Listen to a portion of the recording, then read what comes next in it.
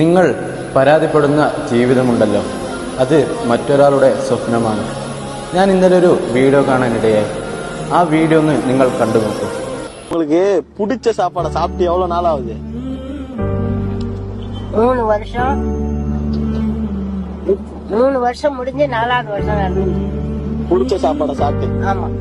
உங்களுக்கு என்ன சாப்பாடு சாப்பிடணும்னு ஆசை இருக்கு இப்ப സാമ്പാർ സാധനം. നിങ്ങളിപ്പോ ഈ വീഡിയോ കണ്ടതുപോലെ ആ വൃദ്ധയായ ഉമ്മ പറയുന്നുണ്ട്, എനിക്ക് ഇഷ്ടമുള്ള ഭക്ഷണം കഴിച്ചിട്ട് 3 വർഷം കഴിഞ്ഞ് 4ാമത്തെ വർഷത്തിലേക്ക് കടക്കുകയാണെന്ന്. പക്ഷെ ഉമ്മ പറഞ്ഞത് എനിക്ക് ഇഷ്ടമുള്ള ഭക്ഷണം എന്ന് പറയുന്നത് സാമ്പാറും അതുപോലെ തന്നെ ഇഡ്ഡലിയും അങ്ങനെയുള്ള ഭക്ഷണങ്ങളെല്ലാം ആ പറയുന്നത്. പക്ഷെ ഞങ്ങൾ ആലോചിച്ചിട്ടുണ്ടോ, നമ്മൾ ആഡംബര ഭക്ഷണമെന്നല്ല ആ ഉമ്മ പറഞ്ഞത്. പക്ഷെ നമ്മൾ ചെറുതെന്ന് കാണുന്ന പലതും മറ്റൊരാളുടെ ജീവിതത്തിൽ അതൊരു വലിയ സ്വപ്നമാണ്. അതുകൊണ്ട് ആരെയും എന്തിൻ്റെ പേരിലും കുറ്റപ്പെടുത്തരുത്.